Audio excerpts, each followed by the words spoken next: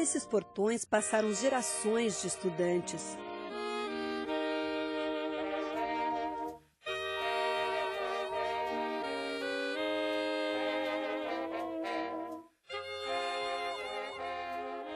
No início, camisas brancas, saias plissadas, gravatinhas circulavam por aqui.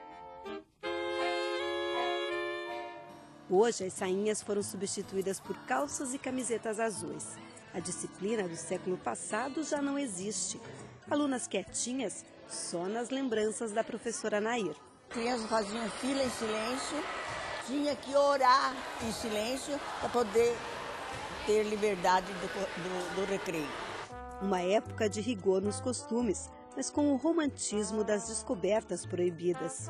Batia o sinal, a gente saía, não podia fazer muito barulho, mas brincava, fazia brincadeiras, os rapazes que estavam conosco, havia as meninas que namoravam, os rapazes, tanto que muitas casaram no final do ano, né? E dali a pouco batia o sinal, todo mundo entrava para a sala, acabou aquilo, né? E aí eram os bilhetinhos, a sala.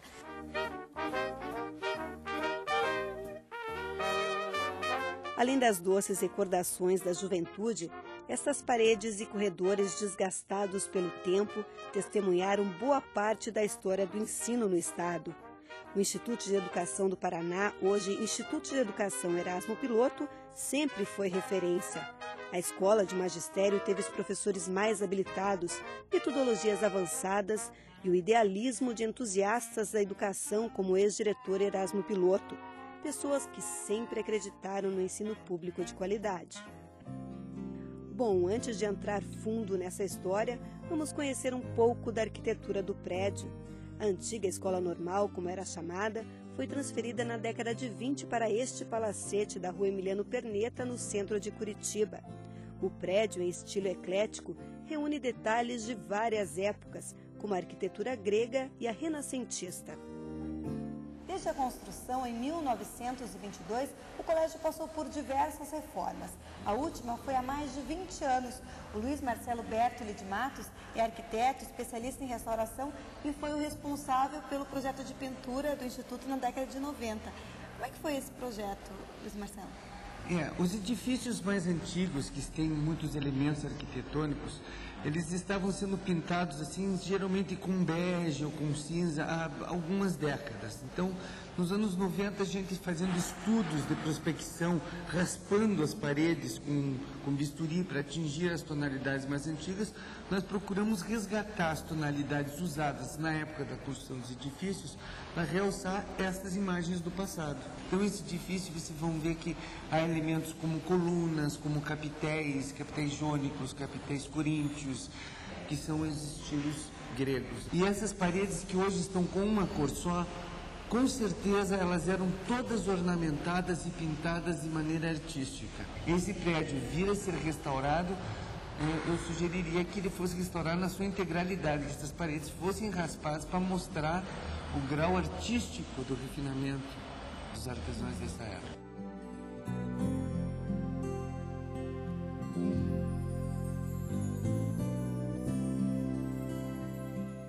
E considerando que a então Escola Normal foi criada para ser um palácio do saber, ele foi criado com todo o requinte possível em sua época. Realmente, o idealismo do saber esteve presente nessa escola. Por aqui passaram grandes professores, como a poetisa paranaense Helena Collodi. E Derlia Araújo não esquece das aulas de biologia poética, se podemos chamar assim. Ela era professora de biologia e antes dela falar as leis da genética, a gente pedia que ela dissesse versos e ela dizia muitos versos. O homem esposou a máquina e gerou um híbrido estranho, um cronômetro no peito e um dínamo no crânio. As hemácias de seu sangue são redondos algarismos.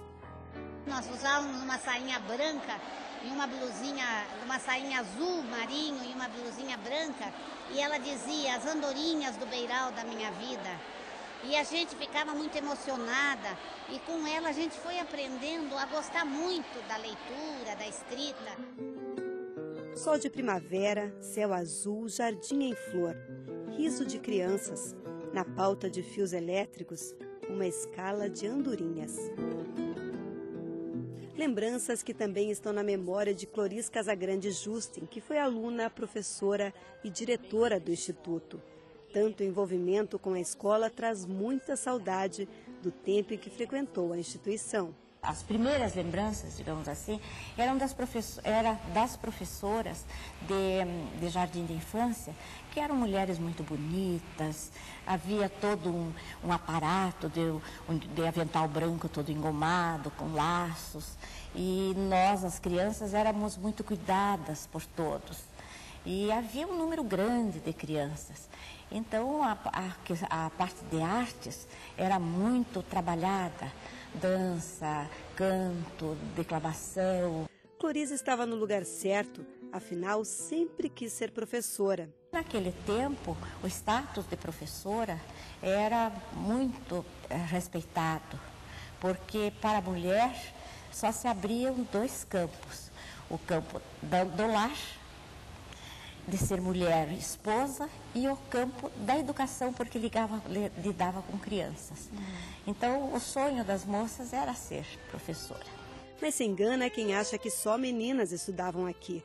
A partir de 1946, a escola passou a oferecer jardim de infância, curso primário, ginasial, normal, administração escolar e cursos de aperfeiçoamento e atualização de professores.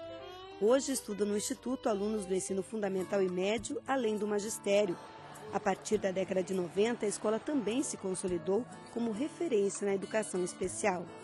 Os alunos reconhecem o trabalho dos professores que fizeram do Instituto referência e marcaram a história da educação do Paraná. Erasmo Piloto é uma dessas personalidades. Patrono da escola, foi um dos diretores do Instituto de Educação. Foi professor, jornalista, escritor e secretário da Educação e Cultura do Paraná. Como professor, revolucionou a metodologia de ensino.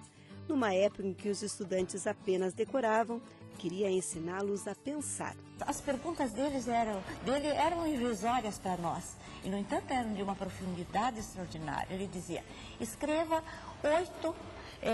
8 propostas do que você pode fazer com um tijolo. Então, isso era uma coisa que hoje a gente olha e vê o grau de criatividade que ele tentava colocar para os alunos. O método de ensino do professor Piloto redirecionou a educação no estado. Eu não tive aula com o professor Erasmo, mas eu fui companheira dele na aplicação do método dele. Em 75, era secretário, era o Cândido Martins de Oliveira, que nos deu uma escola que não tinha professor, e nós fomos com as nossas alunas do último ano lá, e lá nós ficávamos à tarde. Era um amontoado de crianças e nós dividimos primeira, segunda, terceira e quarta série. E as primeiras séries, com o método do professor Erasmo Piloto, teve um sucesso imenso que se esparramou, 92% de alfabetização. A pesquisa e a aplicação de práticas inovadoras fazem parte da história do Instituto de Educação, mas nem sempre o idealismo teve espaço aqui. A escola também foi alvo da ditadura militar nos anos 60. A maioria das instituições receberam uma pressão política muito grande. E o Instituto teve uma junta administrativa que era uma junta deste novo movimento. E eles tomaram algumas atitudes muito agressivas, e uma delas, querendo que a orientação educacional passasse todo o seu acervo, que era sigiloso, na mão da junta, para a junta poder observar o que acontecia na escola. E eles procuraram a professora orientadora educacional e queriam que ela fizesse um esquema de ter alunos nas classes fiscalizando os professores.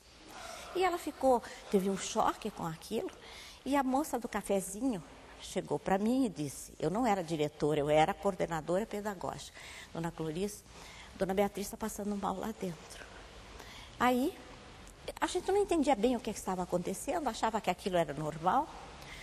E aí nós reunimos 5 ou 6 professores, eu fui entrando, abri a porta, entrei, e desconhecendo o que eu estava me expondo, Eu não olhei para a junta que estava sentada e disse: professora, esta casa é sua. A senhora é dona desta casa. As pessoas que estão aqui, imagine que loucura. As pessoas que estão aqui vieram e vão. E a senhora é dona da casa, venha comigo. E tirei. Eu olhei para a junta. Tirei a professora e, ao mesmo tempo, tinham chamado uma ambulância para levá-la para casa. E, a partir daí, eu fui posta à disposição da Secretaria de Educação, como pessoa não participante do trabalho, né? Eu e mais 8 professores que foram escolhidos a dedo para sair. Depois de bater de porta em conselhos de ensino e pedir ajuda até para o governador do estado, Cloris conseguiu retomar as atividades de professora. Pouco tempo depois, se tornou a diretora do Instituto. Muito tempo, muita história se passou. A fortaleza arquitetônica continua ali. É o símbolo de um ideal, a transformação pelo saber. Ninguém melhor do que a professora Helena Collodi para expressar o espírito de quem construiu esses alicerces. Sonhar é ter um grande ideal na inglória lida, tão grande que não cabe inteiro nessa vida, tão puro que não vive em plagas deste mundo. E um pouco de Camões nos ajuda a entender tanta dedicação pela árdua tarefa de ensinar. 7 anos Jacó servia Labão, pai de Raquel, mas não servia ao pai, servia a ela. Serrando Bela, que por prêmio merecia. Aí vem o Labão, a pai de Raquel, né, e dá para ele a Lia, que aí ele tem que servir mais 7 anos. Aí ele diz pro Labão, mais 7 anos serviria se tão curta não fosse a vida. Eu mais 50 anos serviria se tão curta não fosse a existência humana. E estaria dentro do Instituto de Educação, que é onde eu aprendi realmente a amar a educação principalmente pública desse nosso estado do Paraná.